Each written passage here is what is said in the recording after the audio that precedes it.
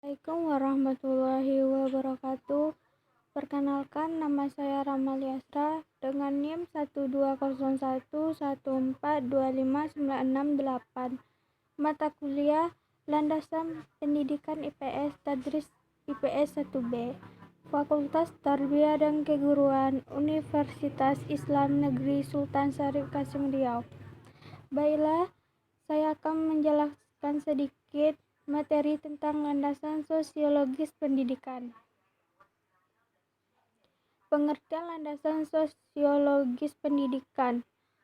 Landasan sosiologi pendidikan adalah acuan atau asumsi dalam penerapan pendidikan yang bertolak pada interaksi antar individu sebagai makhluk sosial dalam kehidupan bermasyarakat. Kegiatan pendidikan merupakan suatu proses interaksi antara dua individu atau pendidik dan peserta didik, bahkan dua generasi yang memungkinkan generasi muda mengembangkan diri. Sosiologi pendidikan di dalam menjalankan fungsinya untuk menelaah berbagai macam hubungan antara pendidikan dengan masyarakat, harus memperhatikan sejumlah konsep-konsep umum. Teori-teori yang mendasari perkembangan sosiologi pendidikan. 1. Teori struktur. Teori struktur adalah salah satu teori komunikasi yang masuk dalam kehidupan teori umum atau general theories. Ciri utama teori adalah adanya kepercayaan pandangan tentang berfungsinya secara nyata struktur yang berada di luar diri pengamat. Teori konflik. Teori konflik adalah teori yang memandang bahwa perubahan sosial tidak terjadi melalui proses penyesuaian nilai-nilai yang membawa perubahan, tetapi terjadi akibat adanya konflik yang menghasilkan kompromi yang berbeda dengan kondisi semula. 3. Teori fenomenologi. Untuk memahami makna peristiwa serta interaksi pada orang-orang biasa dalam situasi tertentu, pendekatan ini menghendaki adanya sejumlah asumsi yang berlainan dengan maksud menemukan fakta atau penyebab. 4. Teori interaksi simbol. Titik tolak pemikiran interaksi simbolik berasumsi bahwa realitas sosial sebagai proses dan bukan sesuatu yang bersifat statis. Dalam hal ini, masyarakat dipandang sebagai sebuah interaksi simbolik bagi individu-individu yang ada di dalamnya. Perantara dan ruang lingkup landasan sosiologis pendidikan. Perantara sosial yang berperan diantaranya sebagai berikut.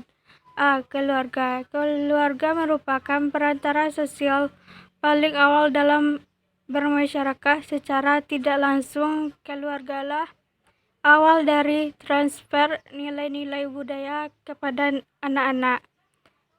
Keluarga adalah tempat seutuhnya untuk anak-anak kedua orang tua mengajarkan hal-hal yang penting bagi kelangsungan hidupnya, mendorong dan mencegah serta menanamkan sikap kedisiplinan, juga memberikan orientasi anak terhadap dunia. B. Teman sebaya. Kelompok sebaya memberikan banyak pengalaman belajar dan cara berinteraksi dengan orang lain. Bagaimana dapat ditemukan oleh orang lain dan bagaimana untuk mencapai status dalam lingkungan teman. C. Budaya sekolah. Pendidikan di sekolah dibandingkan dengan pengalaman belajar di keluarga atau rekan kelompok terjadi dengan cara-cara yang relatif formal. D. Televisi dan digital media. Beberapa ilmuwan sosial menyebut televisi sebagai kurikulum pertama karena muncul untuk mempengaruhi anak-anak dalam hal mengembangkan keterampilan belajar dan menyesuaikan diri terhadap pengakuisisi pengetahuan dan pemahaman. Meskipun penelitian menunjukkan hubungan antara prestasi sekolah dan menonton televisi. Sifat hubungan ini tidak sepenuhnya jelas. Beberapa studi menunjukkan bahwa menonton televisi dapat mengurangi kegiatan membaca siswa. Ruang lingkup sosiologis pendidikan diantaranya sebagai berikut. A. Hubungan sistem pendidikan dengan sistem sosial lain. B. Hubungan sekolah dengan komunitas sekitar. C. Hubungan antar manusia dalam sistem pendidikan. D. Pengaruh sekolah terhadap perilaku didik. Implementasi landasan sosiologis pendidikan di Indonesia, Jepang, dan Amerika. 1. Landasan sosiologis pendidikan di Indonesia. Landasan sosiologis pendidikan di Indonesia menganut paham integralitik yang bersumber dari norma kehidupan bermasyarakat, yaitu 1. Kekeluargaan dan gotong royong, kebersamaan, bermusyawarah untuk mufakat. Yang kedua, kesejahteraan bersama menjadi tujuan hidup bersama. Yang ketiga, negara melindungi warga negaranya. Tujuan dan serasi seimbang antara hak dan kewajiban. Perkembangan masyarakat Indonesia dari masa ke masa telah mempengaruhi sistem pendidikan nasional. Hal tersebut sangatlah wajar, mengingat kebutuhan akan pendidikan semakin meningkat dan kompleks. Berbagai upaya pemerintah telah dilakukan untuk menyesuaikan pendidikan dengan perkembangan masyarakat, terutama dalam hal menumbuhkan kembangkan Bhinneka Tunggal Ikaan, baik melalui kegiatan jalur sekolah, umpamanya dengan pelajaran PKN, sejarah, perjuangan bangsa, dan muatan lokal. Kedua, landasan sosiologis pendidikan di Jepang. Pendidikan Jepang memberikan pada setiap anak dengan kualitas tinggi pendidikan dasar yang seimbang pada tinggi ranah atau ilmu pengetahuan musik dan seni melalui 9 tahun wajib belajar. Jepang juga telah berhasil memotivasi sistem untuk belajar mengajar mereka kebiasaan belajar yang efektif, menciptakan yang efektif, menggunakan waktu secara produktif untuk tujuan pendidikan dan luar dari sekolah, mempertahankan perhatian untuk mengembangkan karakter dan sikap yang diinginkan dan perilaku atau menurut norma-norma Jepang sepanjang tahun dasar dan menengah, mengembangkan tenaga pengajar profesional yang kompeten dan berkomitmen, dihormati dan baik. 3. Landasan sosiologis pendidikan di Amerika. Negara Amerika sangat memperhatikan pembuatan kebijakan pendidikan berdasarkan karakteristik geografi dan demografis. Secara faktor sejarah, luas negara kurang lebih 9,4 juta kilometer persegi yang secara fisik memiliki sangat bervariasi, beriklim yang bervariasi sehingga keadaan flora dan fauna yang juga beragam. Berdasarkan keragaman tersebut, karakteristik utama sistem pendidikan Amerika Serikat yang sangat menonjol adalah desentralistis. Karakter desentralistis ini berupa pemerintah pusat tidak memiliki bandar untuk mengontrol atau mengadakan pendidikan untuk masyarakat setiap pemerintah federal.